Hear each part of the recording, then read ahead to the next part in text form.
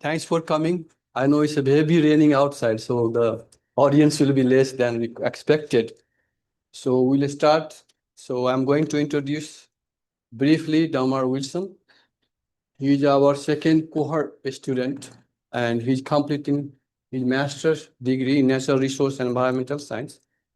I gave him opportunity to ex tell everything on the thesis presentation last 2 years. So he will tell him about himself little bit more, but I'm just going to say how he's here.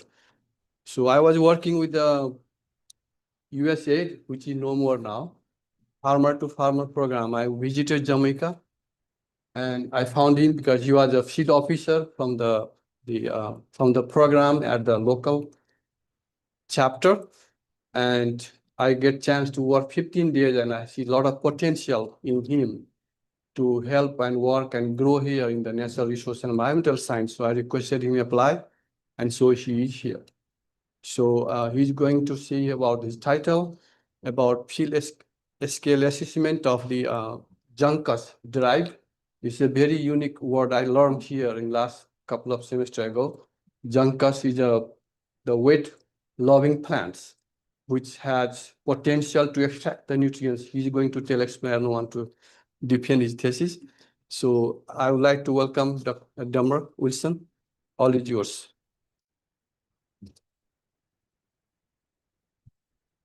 Thank you for that lovely introduction, Professor Ramri. As Professor Ramri said, I'll be going over and giving you a little bit of an introduction as to who I am. I know a lot of you probably see me walking throughout Clark, smiling, but you probably don't know the things I've done or what I've been doing over the years. So, as the title suggests, I'm basically utilizing semi-aquatic plants, and then I'm converting that into biochar, and then I'm applying that to the field as a form of soil amendment. So before I even begin, I will be going over the outline of this thesis defense. So firstly, I will be going over the background and my motivations, the introductions, the problem statement, significance of this study, the research objectives, the methodology, results and discussion, as well as the conclusion and then the acknowledgement. So I'm originally from Jamaica. And this nice tiny little island right here, which is approximately 4,000 miles per square feet or 11,000 kilometers per square feet. It's located below Cuba right here. So I did my bachelor's of science degree in environmental science in Jamaica. I got that in 2020, and I also did an associate degree in agricultural science. And now I'm doing my master's of science degree in natural resources and environmental science. So a small introduction, not too lengthy. So firstly, I worked at the Caribbean Coastal Area Management Foundation during my internship. So there I did a whole lot of work with iguana restoration. Fun fact, this island that you see here was once used in World War II and World War I by the United States as a transshipment hub. And if you go there right now, you can still see past events of all that transpired there. I did coral reef restoration. That's me diving a few feet down underwater. And I also worked with outreach, like Professor Ramri said. I worked with USAID Farmer to Farmer for a few years. There I worked with horticulture, soil science, greenhouse gas emissions, permaculture, and all of that fun stuff. So let me get down into the grit of this thesis defense. So the first things first, I'll be going over the introduction. So biochar. What is biochar? Biochar in the layman term is basically charcoal, but in the scientific community we call it biochar. And what it is, it's a natural material that is rich in carbon. But in order for you to get that biochar, it has to undergo a process known as pyrolyzation. So what pyrolyzation is basically you burning that organic matter at high temperatures under the absence of oxygen in order for you to get that biochar. And depending on the temperature that you pyrolyze biochar at, you get different results, depending on what you are looking for and also depending on the feedstock. So at lower temperatures, you are able to retain more nutrients in that biochar, but you you risk low carbon percentage in it. But at high pyrolysis temperature, you are able to retain all of that carbon percentage, but you eradicate all of the nutrients that you need for your application process. And again, if you're using lower temperatures is normally favored for like gardening and all of that stuff, but it still provides benefit to your soil as well. But at higher temperatures, you're able to achieve higher surface areas and you're able to retain more carbon in your soil.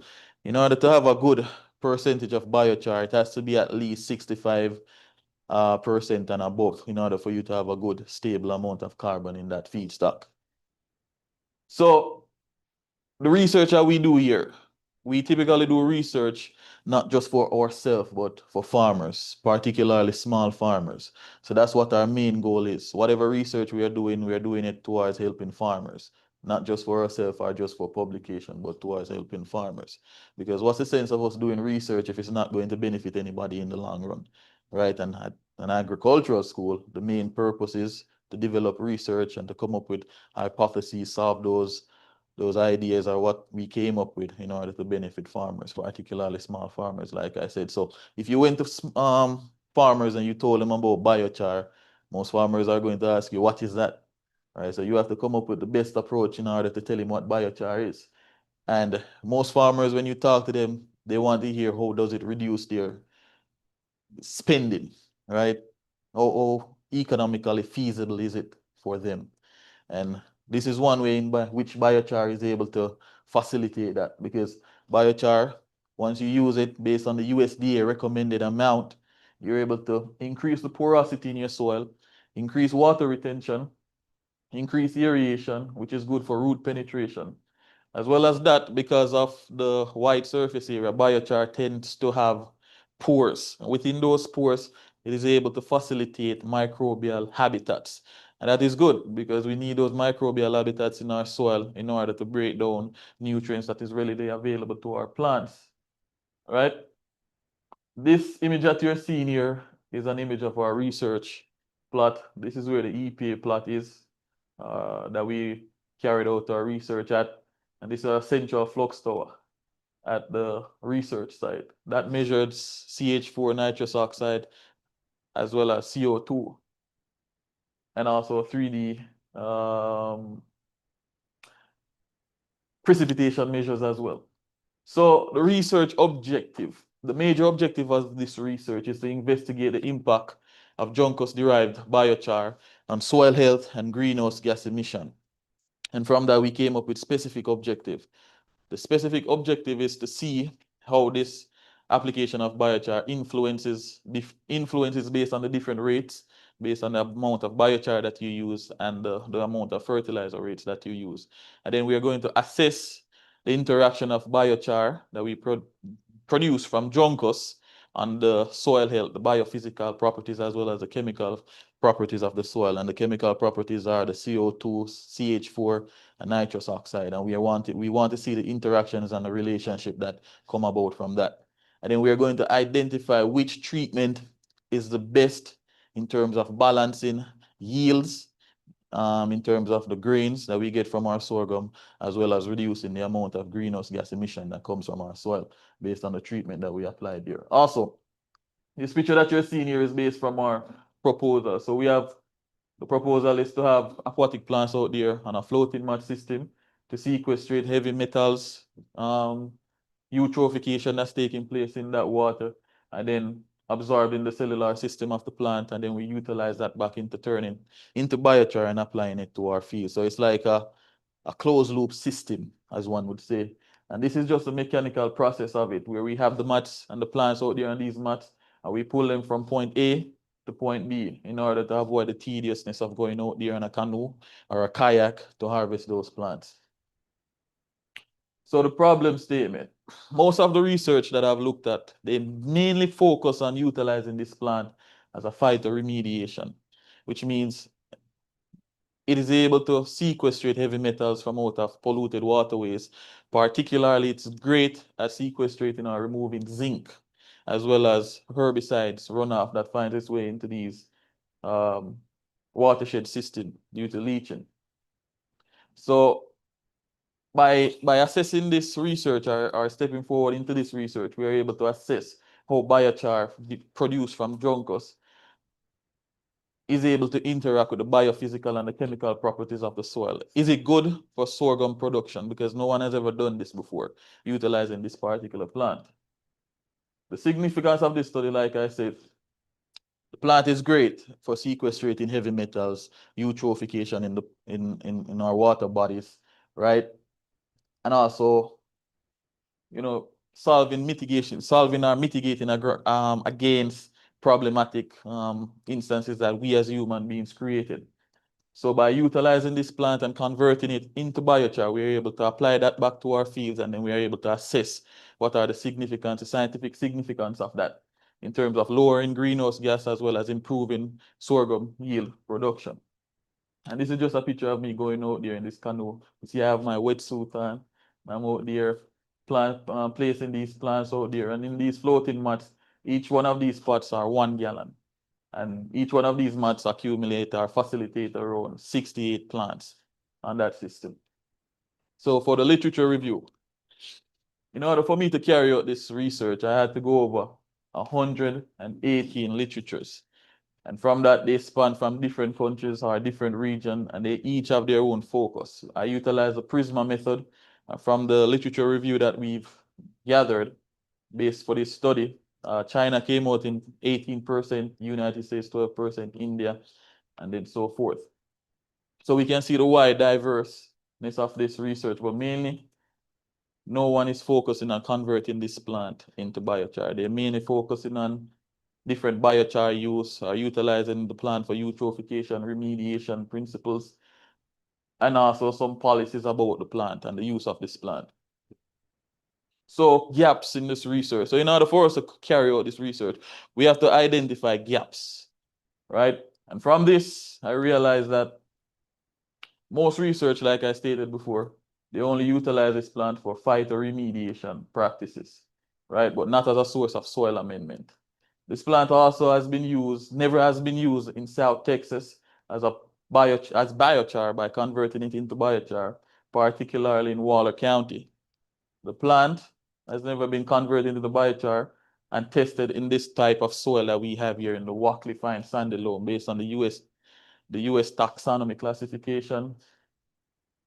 It has never been assessed in this type of microclimate condition in South Texas, because earlier today it was nice and sunny, and now we have a storm taking place outside. So there is limited to no research about utilizing this plant as a form of biochar in a closed loop system for phytoremediation and then converting it into biochar for application into the field for soil amendment. This leads me to chapter 3, where we're looking at the materials and the methods. So this research was done here in Waller County in Texas. And this is our research plot. This triangle that you're seeing here is the location of our study area.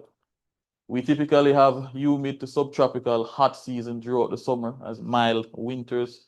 We typically receive around 1,118 millimeters of rain throughout the year, particularly around June to October, like what we're seeing right now. The temperatures typically ranges around 35 degrees Celsius to the lowest at 3 degrees Celsius.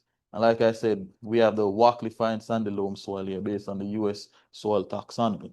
So this is where our research took place, and this is the aerial footage of it. So materials and methods. We utilize the random complete block design, and I utilize colors so that I can remember where everything is. Based on the USDA standard, we utilize the recommended amount, and then we half that to create the half recommended, and then we doubled it to have the double recommended amount. And each of these were replicated 3 times. We utilize our trace gas analyzer to analyze the soil greenhouse gas emissions from our soil for CO2, CH4, and nitrous oxide. So we have 2 systems. We have the trace gas analyzer 7820 and the 7810. 7820 measures CH4, CO2, 7810 measures nitrous oxide. And we had our soil colors that we place in our soil in order for us to measure that utilizing our our chamber system that is connected to that light core trace gas analyzer. So the soil collars were placed in the soil with 5 centimeters of it above the surface of the soil based on the calibration of that system in order for us to measure the amount of gas emitted from the soil based on our treatment application. We have our data loggers placed out there. I have 7 data loggers placed in between 3 rows. And then we have our soil moisture sensors, and then we have our ANOVA. And then we did our statistical analysis using ANOVA and the Tukey test.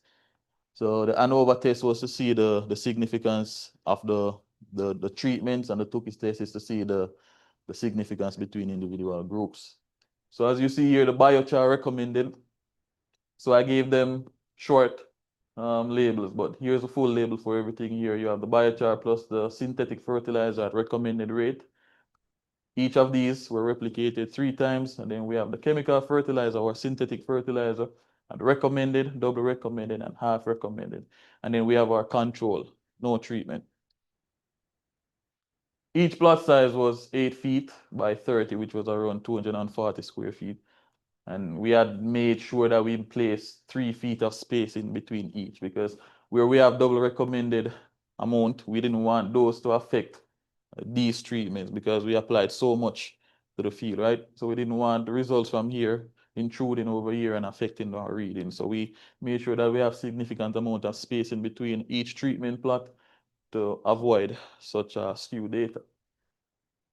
For the statistical analysis, we did the one-way ANOVA test on the greenhouse gas emission, the soil moisture, temperature, electroconductivity, the plant height, grain, stem wet, biomass, the stem dry biomass, the root wet biomass, and the root dry biomass. We utilize RStudio to do that calculation for us for the statistical analysis for this, and also Excel, because most of these data came from our data loggers as well as from our trace gas analyzers, and it had to be converted into Excel.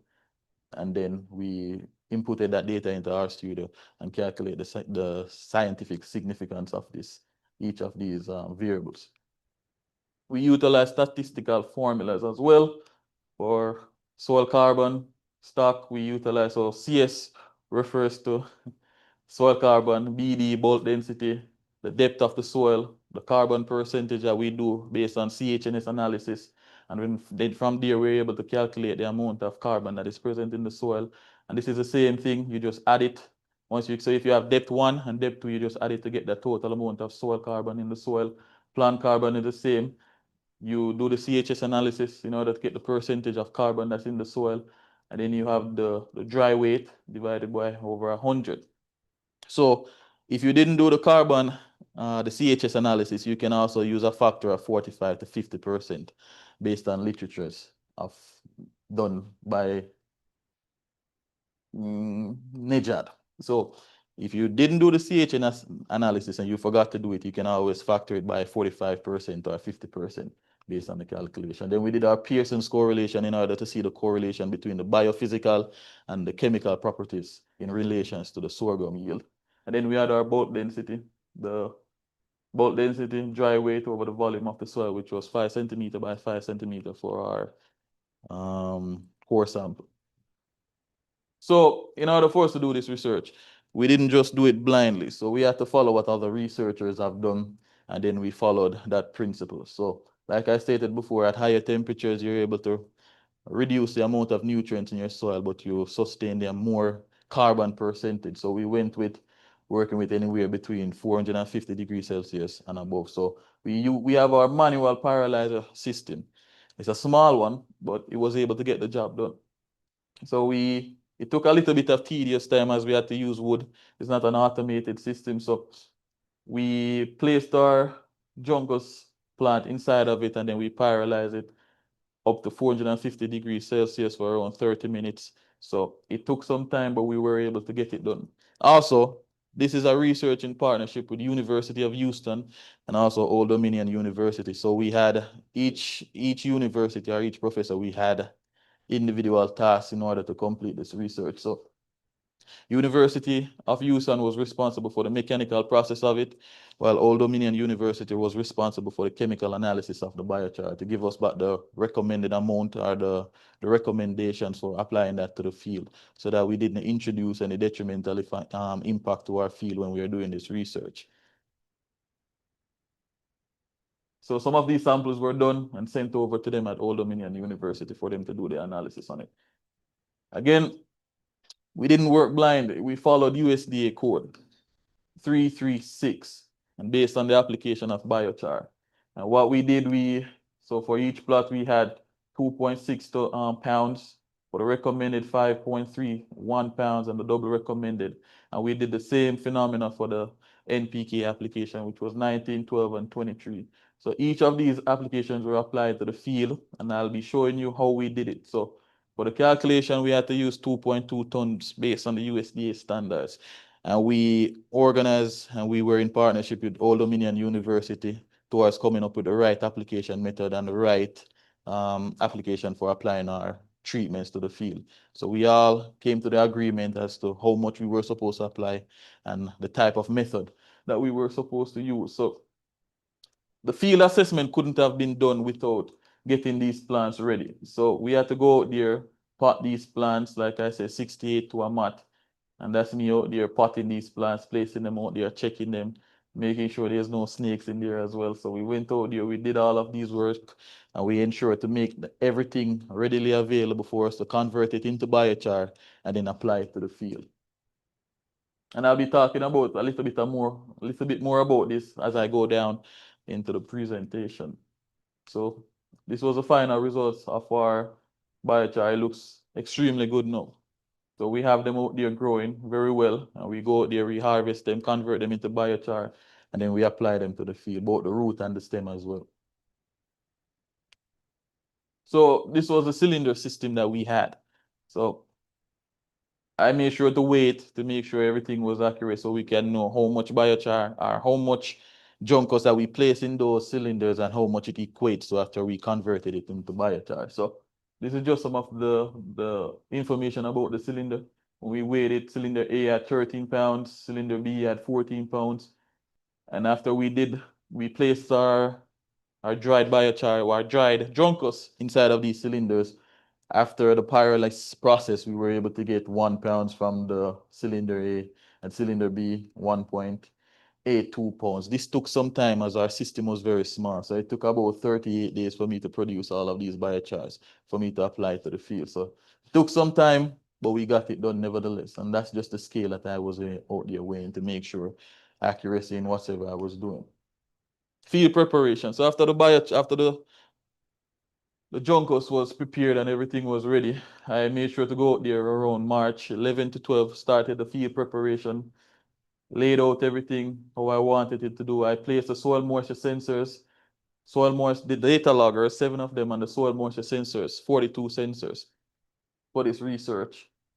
Both at the sensors went at different depths. So D1 was around 15 centimeters or 6 inches. D2 was 45 centimeters or 18 inches in the soil in each of the treatment plots. And I started seeding everything that day. I came to the field around 6 a.m. that morning and I started planting. So the application process. So we utilize banding in a furrow. So we wanted to maintain precision agriculture. So we didn't want it to just fertilize or apply biochar everywhere in the field.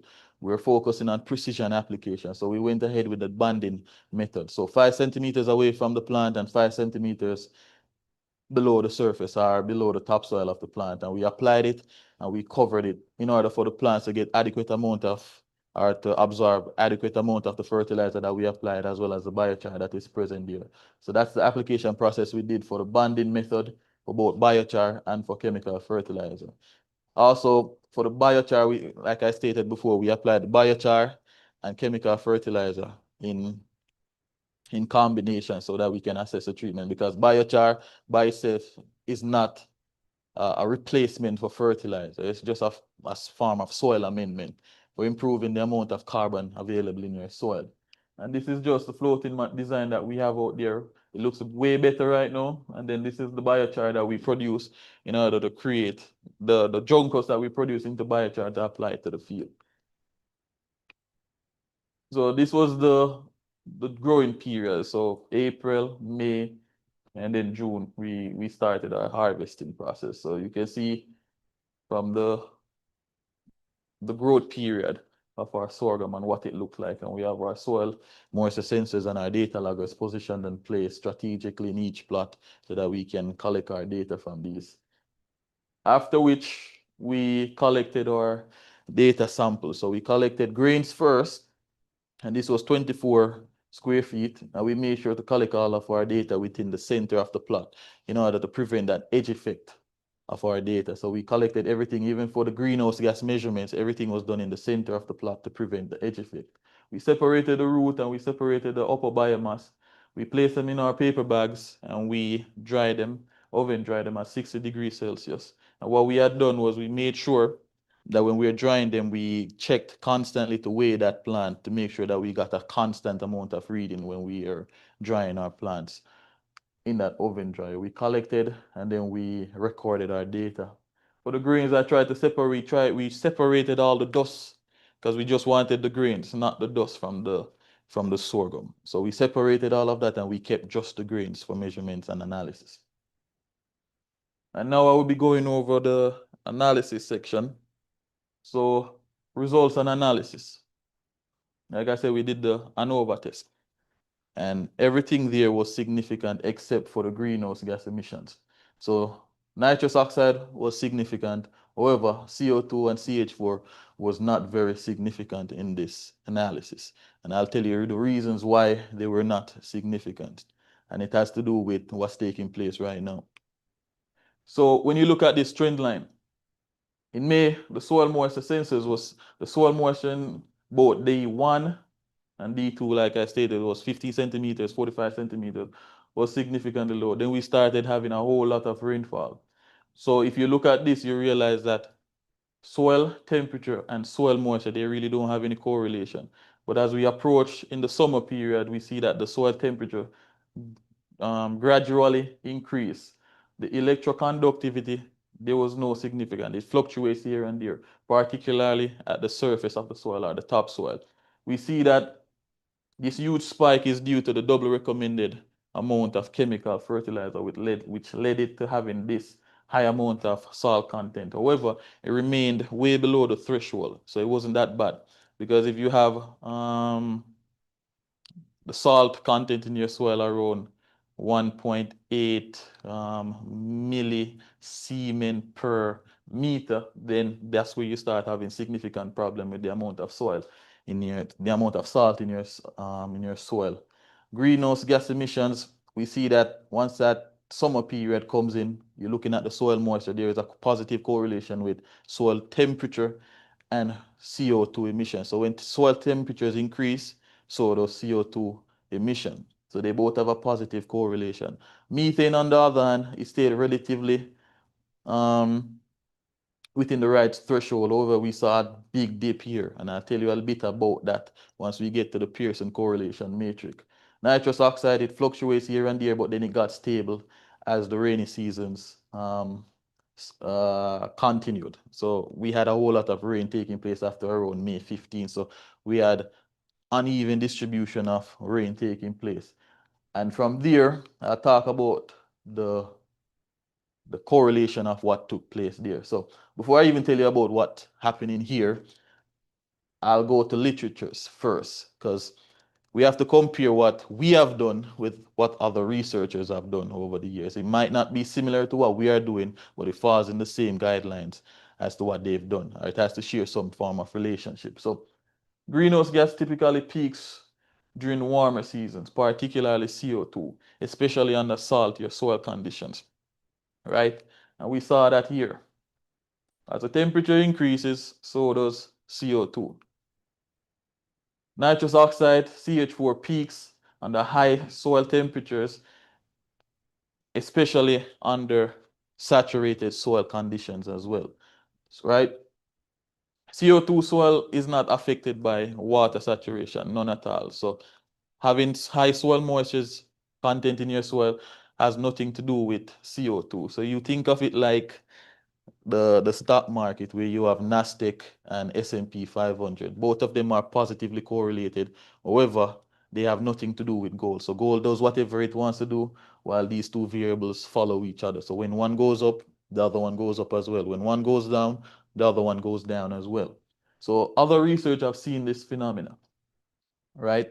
Especially with CO2, nitrous oxide, and methane. Now, when we look at our correlation matrix, we correlated soil moisture D1 and D2, as well as electroconductivity, soil temperature, and the greenhouse gas emission.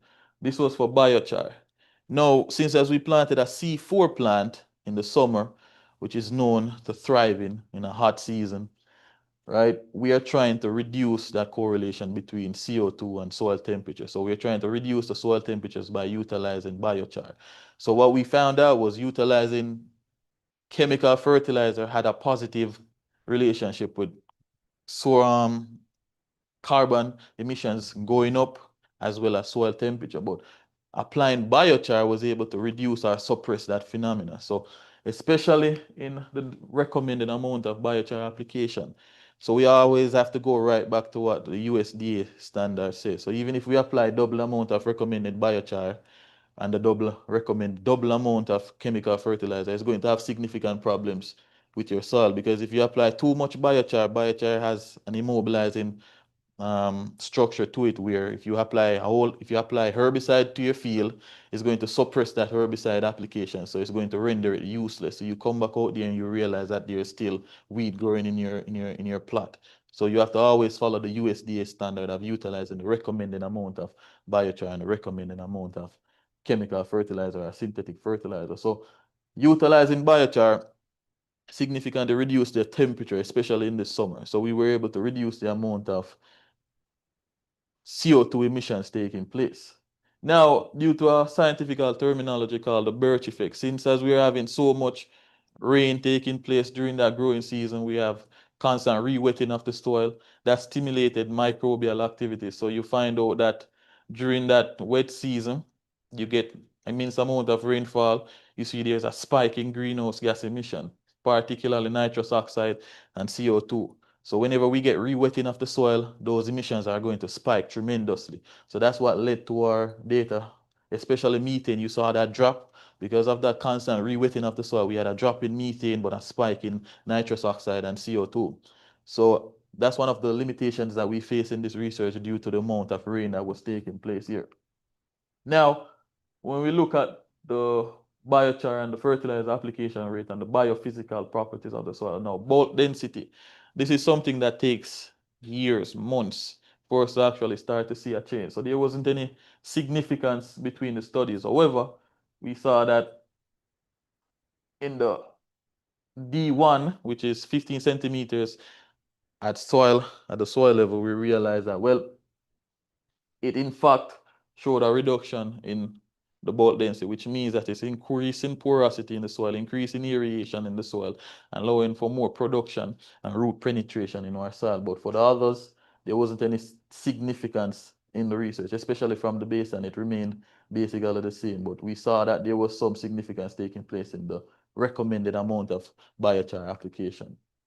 But like I said, something like that takes time for us to actually see it in a statistical significance. For the impact of Juncos-derived biochar and fertilizer on the sorghum yield. Now, when we look at this, we see that the two significant ones were biochar and chemical fertilizer at double recommended rate, and then chemical fertilizer at double recommended rate. Even though it gave you so much yield in the amount of sorghum that you receive, it's best to work with the USDA standard of using the recommended amount. So these results are entirely to educate farmers so that farmers know what to do, because sometimes you tell farmers the recommended amount of application for fertilizer or biochar, and in their mind they believe that if you apply 10 times more, it's going to give them way more yield and way more production.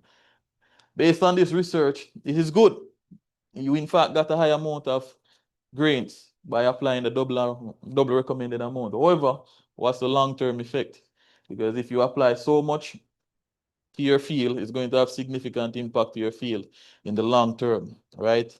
And you getting everything now versus in the long term, you get the benefit now, but in the long term, it's going to be detrimental to your pocket because now you have to pay extra money in order to alleviate the significant problem that you created by applying so much to the field. So it's always best to just work with the recommended amount, right? So this is just data for farmers. Speak louder, rain is coming. Okay, so this is just recommendation to farmers. Like I said, we do research for farmers, not just for ourselves. Now, when we look at the chemical properties based on the inductively coupled plasma that we did, we realized that based on the baseline of our study, we in fact got an increase in the amount of nutrients taking place, but we see that for manganese, it was significantly lower based on the baseline, and there was little to no in copper at the surface at depth 1. So we in fact saw that there was an increase in the amount of chemical fertilizer that we applied and the biochar that we applied, right? Particularly, we saw that for biochar double recommended, it was significantly high in potassium, right? Significantly high. And from these results, we can say that basically utilizing the biochar and the chemical fertilizer gives us good benefits. But it comes right back to what I stated before, following the USDA standard and working with the recommended amount, because you don't want to have detrimental impact to your soil in the long run. You want to maintain sustainability and maintain sustainable growth while saving money in your pocket to alleviate any detrimental impact that you cause by applying too much. The same for the depth 2. However, since as this is depth 2, we look at the baseline. This is telling us that basically there was some amount of leaching taking place in the soil, right? Because even though we looking at the baseline, we saw that there was significant amount of leaching taking place in the soil based on our treatment. And the most one that took place in terms of leaching was utilizing chemical fertilizer. Biochar, not so much. Double recommended amount of chemical fertilizer, substantially. We don't want that in our soil. So this is data that we are putting towards farmers, right? To tell them not to use too much or too little, because if you use too little, you won't get the adequate amount of yield from your production. And if you use too much, you're going to have a significant detrimental impact to your soil. You're going to get good production, but it's going to cost you in the later. Now, carbon stock. I must state, when we did this research, our baseline was done around August. So that's approaching towards the cold season. So plants typically retain more carbon in their cellular system as well as in the soil. There is less decomposition processes taking place in the soil. So the soil is able to retain more carbon within that time period. The reason why we started in that time was because we had to have those juncus plants growing in order for us to treat it into in our treatment plot. But we still needed data from our research plot. So we went ahead and we planted them, no treatment at all. We just wanted to have the baseline as to what's taking place, because this research is going to be on a continuous basis. So starting next year, we're going to start the process again, and then we're going to have additional data set for this research. So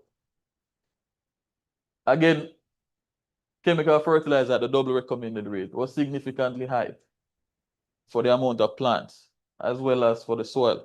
But again, like I stated, this is just temporary. You apply that amount of chemical fertilizer to your field, to your plant, you get the temporary result. It's like taking steroids. You get the results right away, but later on it's going to be detrimental to your body. And in this case, it's going to be detrimental to your soil and detrimental to your production, especially when you're dealing with let's say shelf life. If you apply too much fertilizer, you speed up the process of plants and the ripening stage, and then it reduces the shelf life of your crops as well, because you sped up the process. So it's not very good for you in the long run. So it's always best to work with the recommended amount based on the USDA standard as well.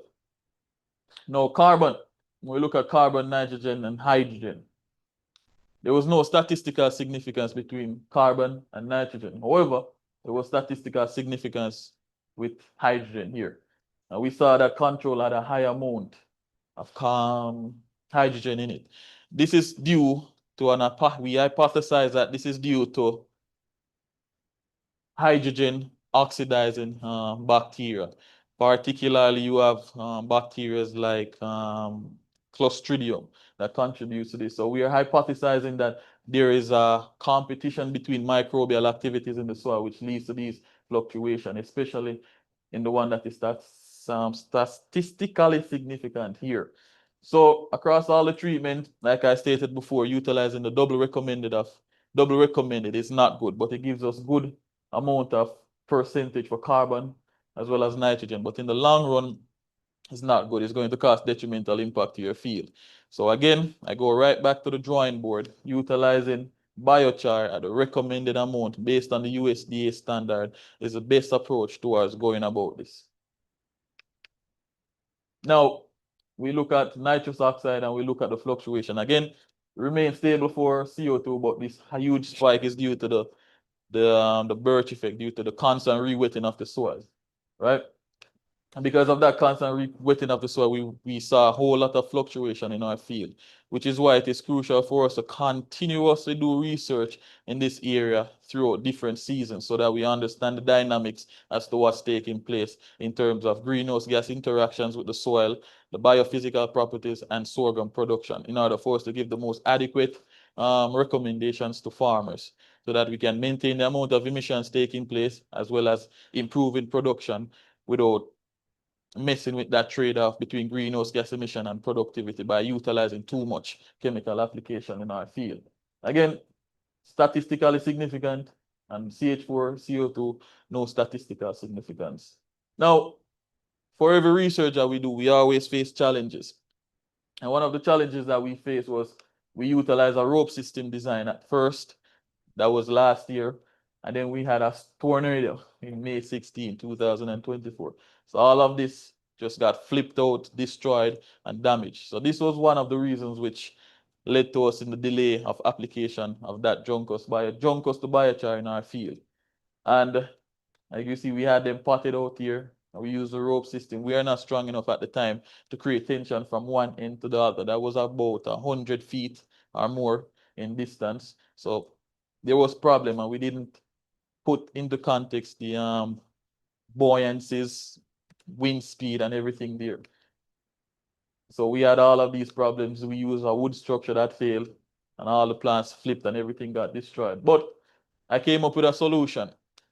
So through my advisor, I recommended that, well, we need to use stainless steel cables across the pond. So during the rainy season, this pond will raise to a height of around the depth. So during the dormant seasons, it's around 6 to 8 feet in depth. But during the rainy season, it gets to around 14 feet deep.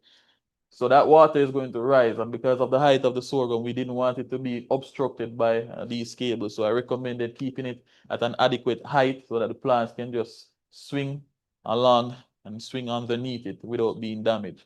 So these were the recommendations I created. And based on this now, it's in full effect and working flawlessly. And we utilize these T-posts. So if you use one T-post, it's going to create strain on this one because of the distance so far away. So I utilize 2 other T-posts in order to support this one without it toppling over like what happened with the wooded structure. And then we utilize different floating mat systems to facilitate it. And we went out there and we potted and we planted and we did all the necessary things that we needed in order to get this research up and running. And these were the juncus that we harvested, stored, dried, and converted into biochar. Now, chapter 5, we're going to look at the conclusion and the recommendation.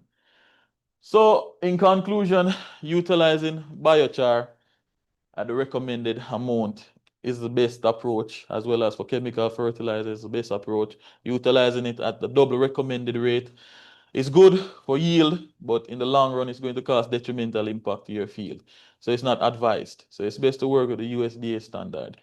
If you use a recommended fertilizer, it gives you a balanced amount, but it doesn't provide the benefits if you paired it with biochar. If you use chemical fertilizer at the recommended rate only, you'll get good results, but you risk one, improving porosity in your soil, improving aeration in your soil, and improving beneficial microbes in your soil that is needed, and as well as reducing your bulk density. So it's always best to just utilize the USDA standard. So and for this research, it's best to go about using biochar at the recommended rate in combination with the recommended amount of chemical fertilizer. And then the recommendation is for us to constantly or continuously test this throughout the growing season of sorghum, particularly during the summer period when it is grown, since as it is a C4 plant. And then from there, we can understand the dynamics of this research on a year-to-year basis or a season-to-season basis. So the accomplishments. I was able to get second best student presenter at the CISR. This year I got first place for the best thesis award. And I also attended the Mid-South Aquatic Plant Management Society a few weeks ago, where I received the best student speaker at that conference. These are some of the photos of my accomplishment and what I've done. This research is this thesis is going to be submitted to this journal for publication. And the authors, I'm the leading author, Dr. Tefra, Dr. Tikwe, Professor Ramre, and Dr. Balan from University of Houston. And these are some of the research that I've published. This was the first one that was published in MDPI Data. The second one, which was published in Physics and Chemistry of the Earth. It titles The Impact of Bauxite Mining on Vegetation Health, utilizing NDVI and aerosol optical depth. And then the third one, which got accepted recently, it was a review that I'm the leading author of, Dr. Giant, Professor Ramre, where we're looking at the black soldier fly, the Hermetia illucens, and we are looking at the significance of it in terms of utilizing frass that this insect produced by breaking down organic matter and converting it into value-added product like slurry, as well as like I say, frost is basically manure that the insect break down for us to have readily available to utilize in the field, and we are seeing how it is able to reduce reduce carbon emissions as well as greenhouse emissions. So this paper got accepted a few weeks ago. These are some of the peer reviews that I'm currently working on and that is currently under review. For two of them, I'm the leading author. And for the rest of them, I'm not. But you see the work we have been doing based on our team. And these are some of the conferences I've attended.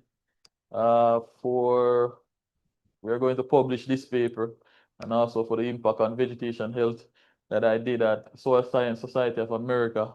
I was able to publish this paper. So most of the conferences that I went to, I was able to publish my research in reputable journals. I would like to acknowledge the chair of the committee member, Dr. Griffin, Dr. Tefra, as well as Purview NM University, EPA, Old Dominion University, and the University of Houston, as well as USDA. If you have any questions, feel free to ask. I thank you.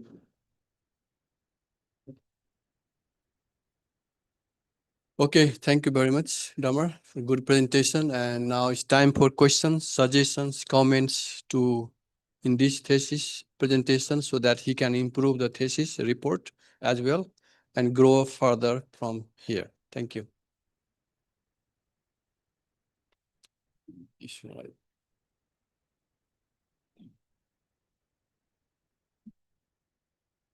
Okay, thank you. It's a nice presentation. Thank you. And my question is like, I know you said about USDA recommendation for use of biochar and plus fertilizer. And I don't know, I just want to understand that I know biochar contains some of the nutrients similar to the fertilizer. So is it biochar can replace fertilizer? No, so previously I stated that biochar is not a supplement for fertilizer, as it doesn't have all the required amount of nutrients that you need for it to be applied to the field. Also, based on the way that we applied it at higher temperatures. So if you pyrolyze biochar at higher temperatures, you basically get rid of all those beneficial nutrients that you need, and you're left with a high percentage of carbon. But if you were supposed to pyrolyze your biochar at lower temperatures, you won't necessarily have the amount of nutrients that you need to facilitate the plant that you're growing, especially depending on the plant that you're cultivating or you're producing. You won't have the adequate amount of nutrients. You have to pair it with synthetic or organic fertilizer in order to get the adequate amount of advantages from it. Because like I stated before, biochar is able to facilitate increase in the porosity of your soil, increase in aeration, increase in the amount of beneficial organism in your soil. These organisms are needed to break down those nutrients that you apply to the field. If you don't apply either organic or synthetic fertilizer paired with biochar, then you won't see the results that you're looking for. So you have to pair it with something. It's like a soil amendment. Okay. Okay, thank you. Well, Alex, thinking about the environment. Good job, Damar. Thank you. Can you tell us the application of your research to the real world as we have climate events, changing air, water, all those things are changing. Mhm. So in the long term, how do you expect the application of biochar in soil resiliency? You've done this for a short amount of time, with understandably the reasons. What would be the long-term impact? How would you develop a recipe for soil resilience involving biochar? Constant research.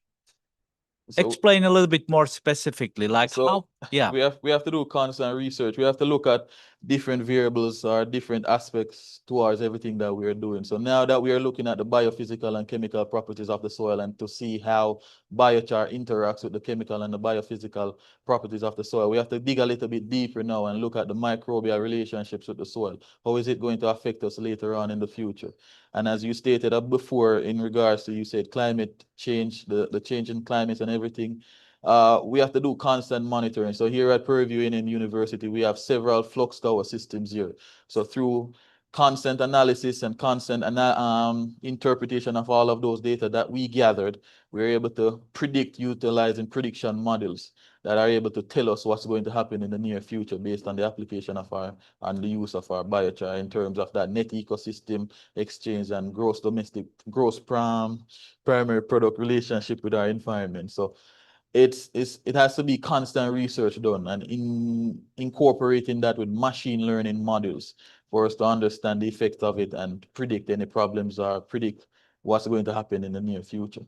got it. Last question is, knowing the specific attributes of biochar or the functional relevance, do you expect different effects of biochar containing soil on different crops? Yes, so depending on your feedstock. So depending, like I said before, it all depends on your feedstock. It all depends on the nutrient concentration in your feedstock. So different feedstock yields different results, and different pyrolysis temperatures yields different results. So it all depends on what you are looking for as a farmer or a researcher. So it all depends. So if I was looking at utilizing a different feedstock of biochar or a different feedstock to produce biochar, I would get significant different results from what I got here. So it all depends on the feedstock that you incorporated in your field and that you're and what you are trying to look for in the long run. Got it. Thank you. I want to finish up my sort of comment here is that looking at the amount of research knowledge you produced and the papers you and presentations you generated, as well as the previous speaker, and I'm sure the future ones as well, you all rank among the best in the world. I've seen researchers, students presenting at the top-notch land-grant universities in the US, including Wisconsin, Penn State, Purdue, and all those things.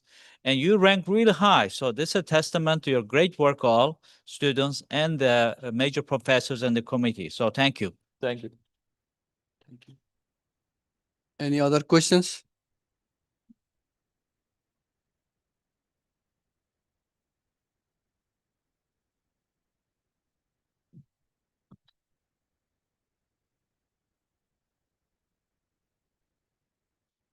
Mr. Damar, great presentation, man. Thank you. So my question is, it's quite difficult to produce biochar in the location and everything, right? So what is the reason behind using single dose of biochar in your treatments? You said single? Dose like only one dose of biochar, right? I mean, there is no variation in the biochar doses across the treatments. When you say dosage, you mean the application? Yeah, recommend. Yes, there was significant. We had double recommended, half recommended, and recommended rates. Those were the fertilizers, regular. So you had biochar at recommended, double recommended, and half recommended. And then you had chemical fertilizers at recommended, half recommended, and double recommended. Okay. So those were fused with each other Cool. to apply to the field. Like I told Dr. Sella, you can't individually just use biochar as a form of fertilizer, a replacement for fertilizer. You have to place it with something. So what we did, we had half recommended biochar, half recommended fertilizer, double recommended biochar, double recommended fertilizer. And that's how we did it. And then we compare that with chemical fertilizer individually so that we see the relationship between each. Cool. Thanks for the clarification. Thank you.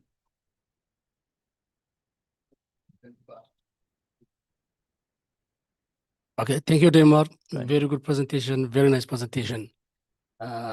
Just some specific questions only. Mhm. About the biochar recommendation. Mhm. Did you get the biochar recommendations for sorghum specific? Because biochar recommendation is usually based on, number one is based on the soil type, and the other one is based on the crop types. Mhm. So did you get that recommendation from USDA for sorghum specifically? Or what? Why didn't you use the recommendations from the international biochar initiatives, maybe, which is very wide range? Good question.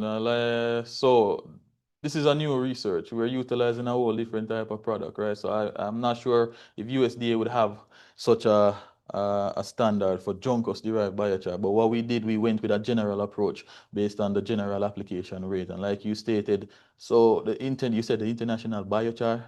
I think they have a different application rate. USDA had 3 tons per hectare, while the international biochar, they had like 2.2 tons per hectare. And since as we're in the United States, and since as this project is funded by the USDA, we had to work with what the USDA said and not what the international biochar said.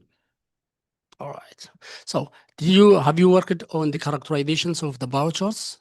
So like I stated before, this is a partnership between different universities. Purdue A&M University is responsible for the field scale assessment. The University of Houston is responsible for the mechanical process, and Old Dominion University is responsible for the chemical process, chemical analysis of the biochar. So all our recommendations that we got in terms of the application of the biochar and the chemical properties, if it's going to cause any significant or detrimental impact to our soil, came from Old Dominion University. So I'm absolutely sure they did those analysis before they sent it over to us to apply to the field.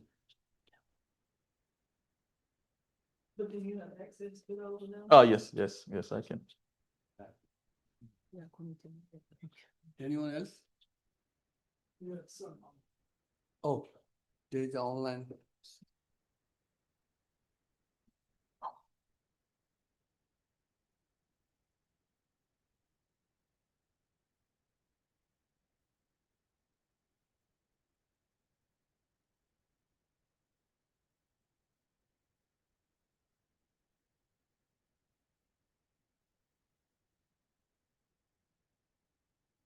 So well done, Damar. Since your data seem to suggest increase in iron, what are your thoughts on the effects?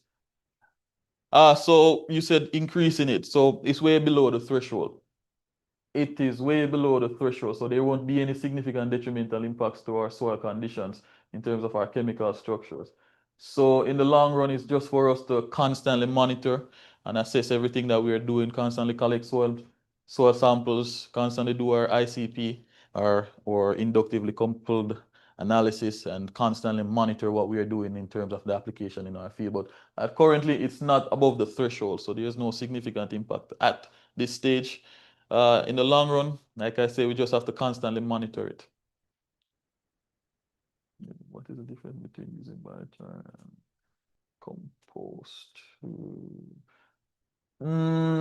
So like I said before, biochar, based on the temperature that we pyrolyze it at, it's just carbon percentage that's in there. Utilizing compost is an entirely different story. Compost is organic material that you left to break down over some period of time. That has more nutrients availability inside of it, but not too much carbon. So depending on the exact conditions that you are looking for or the application that you want it for, you would apply biochar and compost for a specific reason.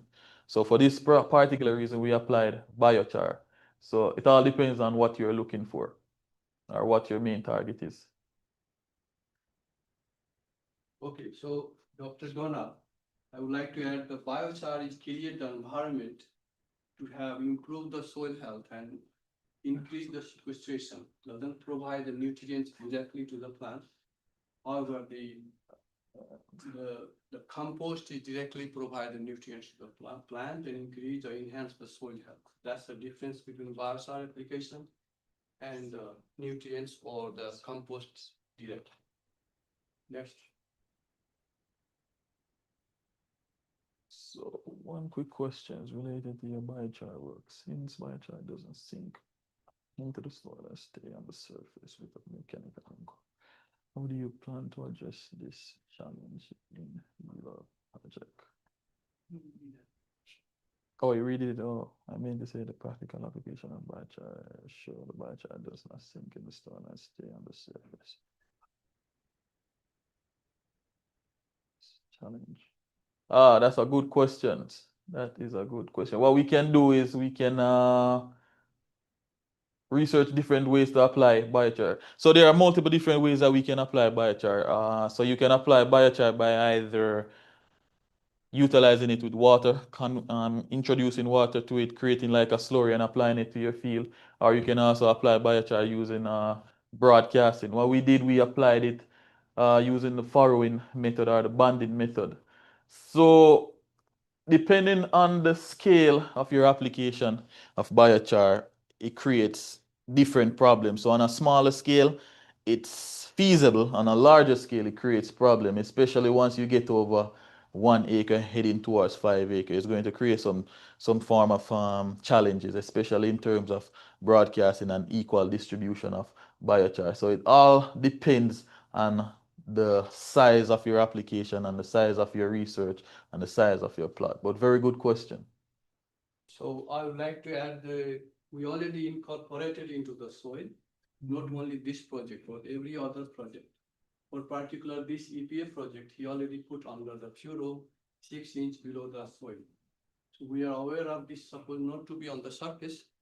We're supposed to incorporate into the soil. So we always try to have mix the biochar below the soil layer because the purpose is to create the environment near the root zone and surrounding, not putting on the surface. So that's a good question. Thank you.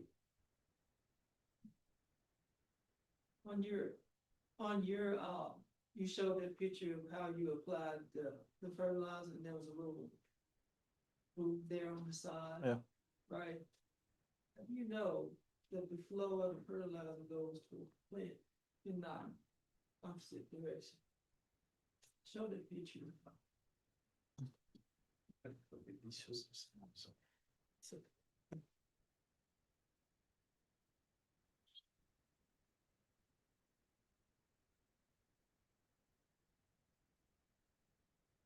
Oh, this one?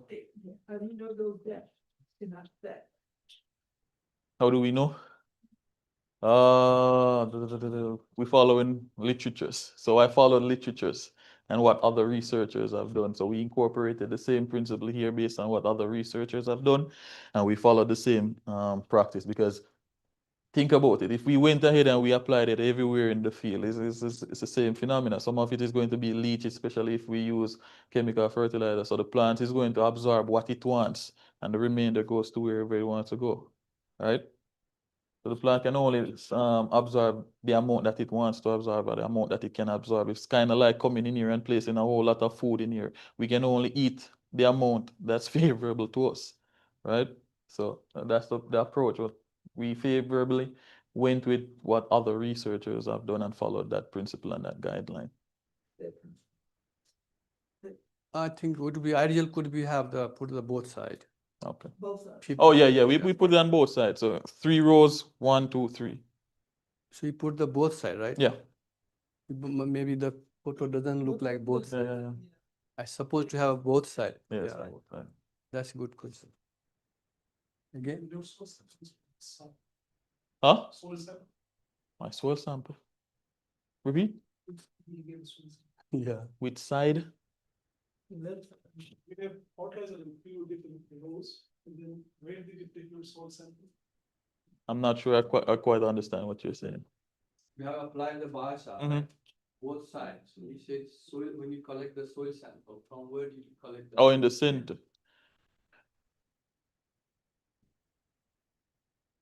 He's saying he collected at the center. Next to the plant. Yeah, basically. Right, yeah. You could have taken some photograph when you collected the sample. You have it? No? It's probably on that phone. Not right now, but No. do you have it? Yeah. Okay, good. Okay, Damar, I have another question. I mean, biochar, once you applied it, it's still gonna stay on the soil, in the soil, you know, you mix with the soil and it's still there. I don't know, maybe, you know, maybe based on literature, how long gonna stay? How many years gonna stay like that? Is it decaying? Is it gonna change to convert something, or it stays the same as is? And that means if the soil, the land that already got biochar application, when do they need again biochar, or you don't have to put biochar anymore? That's a good question. It depends on the feedstock and the surface area of your biochar. So that's a very good question. So when you apply it to the field, biochar takes a very long time depending on the feedstock that you use, as well as the amount of carbon percentage that is available inside of that biochar. So it takes a few years for it to break down and for it to be available and for it to be, what you say, subside or disappear from the soil. So it all depends on what you are looking for and the production purpose. So that's a very good question. I will have to look into it very more and let you know. Study done it. They estimate to be about 100 years. 100 years? Oh, wow. Any more questions?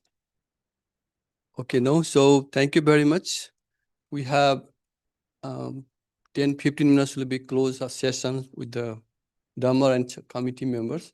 Meantime, please go ahead and have a lunch.